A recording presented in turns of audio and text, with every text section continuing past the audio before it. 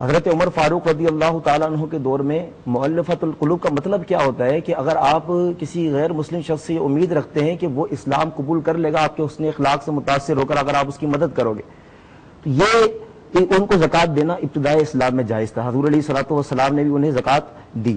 حضرت ابو بکر صدیق رضی اللہ تعالیٰ عنہ کے دور میں دی جاتی تھی, لیکن حضرت عمر فاروق رضی اللہ تعالیٰ عنہ کے دور میں مؤلفۃ القلوب کو زکوٰۃ دینا ثابت کر دیا گیا کہ اب انہیں زکوٰۃ کا مال نہیں دیا جاتا, البتہ آپ ویسے ہی ان کے ساتھ حسن اخلاق سے پیش آئیں گے. جو ذمیوں کے حقوق اگر آپ کے ملک میں ہمارے جیسے پاکستان کے اندر غیر مسلم اقلیتوں کے اندر اقلیت ہے تو اب ہمارے یہ حق بنتا ہے کہ ہم ان کے ساتھ ویسے ہی ہیلپ کریں, ان کی مالی سپورٹ کریں. لیکن زکوٰۃ ہم صرف مسلمان کو دے سکتے ہیں, پہلے انیشیلی اٹ واز الاؤڈ کہ ہم دے سکتے ہیں اور بعد میں یہ الاؤ نہیں ہے. بعد میں اس کو منع کر دیا گیا کیونکہ صحابہ کرام علیہم رضوان کا اس بات پر اجماع ہو گیا کہ مؤلفۃ القلوب کو ساکت کر دیا گیا. لیکن یہ بات کہاں مینشن ہے کہ ہم پہلے دے سکتے تھے؟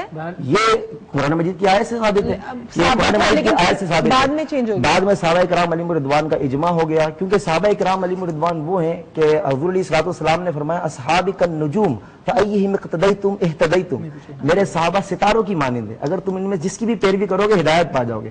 اور ہم سے زیادہ قرآن کو سمجھنے والے صحابہ کرام علیہم رضوان ہیں, تو لہٰذا اسی وجہ سے میں تھوڑا یہ کہنا چاہوں گا کہ قرآن کا جو حکم ہے وہ اب تک اب بھی ایسے اسلام کے اندر اسلامی فرقے ہیں جو اب بھی اس بات کو جائز سمجھتے ہیں کہ باقاعدہ حکم قرآن کا حکم اب تک موجود ہے, والمؤلفہ قلوبہم کا لفظ اب تک موجود ہے اور اس کا حکم اب تک برقرار. بہرحال قاری صاحب کا کہنے کا مطلب ہے ہم مدد کر سکتے چلیں وہ تو لازمی ہے, ہم پر ضروری ہے. اگر ذمہ کے کافر ہے زکوٰۃ دینا لازمی تو نہیں کہ آپ زکوٰۃ تو جو آپ پر فرض ہو گیا آپ کو مجبور کر دیا اسلام, اب آپ ان کی مدد کرو, آپ تو ویسے ہی ان کی مدد کرو.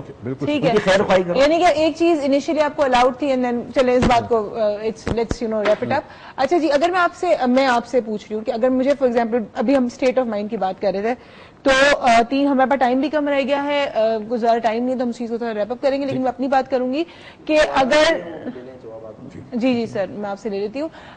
جہاں تک کہ میں اپنی بات کروں کہ میرا مائنڈ سیٹ ہے کہ مجھے زکوٰۃ تو دینی ہے اور دیتے وقت دل بھی چاہتا ہے کہ جی رمضان کا مہینہ آ گیا اب زکوٰۃ نکالنی ہے, لیکن جب نکال لو اور پھر اگر اماؤنٹ تھوڑی بڑھ جائے تو دل بڑا عجیب سا ہو جاتا ہے. ابھی سیکیورٹی کی آپ نے بات تو کی ہے, لیکن اس کیفیت کو بھی دل عجیب سا ہو جانا یا نہ نکال پانا یا سستی کرنا یا نہ حساب کرنا, اس کیفیت کو انسان کیسے اپنی فیس کر سکتا ہے؟ فیس کر نہیں سکتا, اسے فیس کرنا چاہیے. انفیکٹ جتنی تکلیف ہوگی اپنے پیسے کو اپنی ذات سے الگ کرنے میں اتنا ہی اس کا اجر اتنا زیادہ ہے. یہ تکلیف برداشت کرنی ہوگی, اگر تکلیف نہ ہوئی تو پھر تزکیہ نفس کیا ہوا. چلے صحیح, آج ہمارے شو کا ٹائم یہاں ختم ہوتا ہے, لیکن یہ ٹاپک ایسا ہے کہ مجھے ایسا فیل ہو رہا ہے کہ ہمیں پھر ڈسکس کرنا پڑے گا اور ہم کریں گے انشاءاللہ آنے والے دنوں میں. تھینک یو سو مچ آپ کا ہمارے پاس آج شو پہ آنے کا, اپنے پوائنٹ آف ویو شیئر کرنے کا, آپ کے اپنے پوائنٹ آف ویوز تھے آپ کا شیئر کرنے کا. تھینک یو سو مچ. آج آپ تھوڑا نہیں بولے, پتہ نہیں کیوں نہیں بولے, لیکن ہم ضرور ان کو بلوائیں گے. کل آپ سب سے ہوگی کل ملاقات. رمضان کا مہینہ رحمتوں اور برکتوں کا مہینہ آپ سب کو بہت بہت مبارک ہو, اور اگر اللہ تعالیٰ نے آپ پہ اتنی رحمتیں اور برکتیں دی ہیں اور کی ہیں آپ پہ اتنی رحمتیں اور برکتیں کہ آپ صاحب حیثیت ہیں, آپ کی اتنی حیثیت ہے, تو پلیز آپ لوگوں کے اندر یہ چیز کو سپریڈ کریں, کیونکہ ان کا بھی اس پہ حق ہے اور آپ کو ان کا حق ان کو دینا چاہیے, کیونکہ آپ کو اپنے آقا کی طرف سے, اپنے خدا کی طرف سے, اپنے اللہ کی طرف سے اس بات کا حکم دیا گیا ہے کہ آپ کو دینا ہے. تو جو رحمتیں اور برکتیں آپ کو اس مہینے میں اور پورا سال اور پوری زندگی میں عطا کی جاتی ہیں اس میں آپ لوگوں کو ضرور شریک کریں گے. آپ سے ہوں گی کل ملاقات. جس طرح کے ڈاکٹر موئز ہیں ان کے پاس بہت سارے ایسے رحمتیں ہیں, ایسے پرلز ہیں وزڈم کے, نالج کے, باقی پرلز نہیں ورنہ میرے پاس بہت سارے ہوتے ہیں. وزڈم اور نالج کے جو پرلز ہیں وہ آپ پہ اسپریڈ کرتے, اس طرح آپ کے پاس بھی جو آپ کی خصوصیات ہیں وہ لوگوں میں ضرور شیئر کریں. تھینک یو سو مچ. ہوئی کل ملاقات. بہت شکریہ آپ لوگوں کا جی. وقت کہتے ہیں نا کہ وقت پہ کسی کا کنٹرول نہیں ہوتا, یہ چلا جاتا ہے. جتنی بھی ہم کوشش کریں ایک گھنٹے کے اندر ہم بہت سارے موضوعات کو نہیں ٹچ کر سکتے, ہمارے ماہرین کے ہم رائے بھی نہیں لے سکتے, مجبوری ہماری. زکوٰۃ کے حوالے سے بہت باتیں ہوئی, آپ ٹیلی ویژن کے بہت سارے پروگرام پہ علماء کرام اس کی فضیلت پہ بہت گفتگو کرتے ہیں, اور واقعی یہ بڑی کمال کی چیز ہے کہ اگر سمجھا جائے زکوٰۃ کی اہمیت کو تو شاید ہماری زندگی ہے کہ ہمارا معاشرہ چینج ہو جائے. زکوٰۃ کے دو فائدے ہیں, ایک انفرادی طور پر اس شخص کو کہ جو اپنے مال کو اپنی ذات سے الگ کرتا ہے, یہاں وہ اللہ کی محبت کو اپنے اوپر زیادہ حاوی کرتا ہے, یعنی اللہ کی محبت اس کے اندر زیادہ طاقتور ہو جاتی ہے کیونکہ وہ اپنے مال کے حصے کو اللہ کی رضا کے لیے اپنے آپ سے جدا کرتا ہے. تو انفرادی طور پر انسان کو اپنی نفس پر کنٹرول آتا ہے, نفس پہ طاقت آنے لگتی ہے, نفس کو کنٹرول کرنے کی طاقت آنا شروع ہوتی ہے. اور دوسری طرف اجتماعی طور پر جب یہ معاشرے میں زکوٰۃ جاتی ہے تو آپ کے معاشرے کے اندر بھلائی ہوتی ہے. جیسے ہمارے مفتی صاحب نے کہا کہ غربت جو ہے وہ کم ہو جاتی ہے, ختم ہو سکتی ہے, اور غربت کئی بیماریوں کی جڑ ہے. ایک چھوٹا سا آپ کو واقعہ بتاؤں, میں ایک دفعہ بتا چکا ہوں اسی پروگرام کے حوالے سے کچھ عرصے پہلے.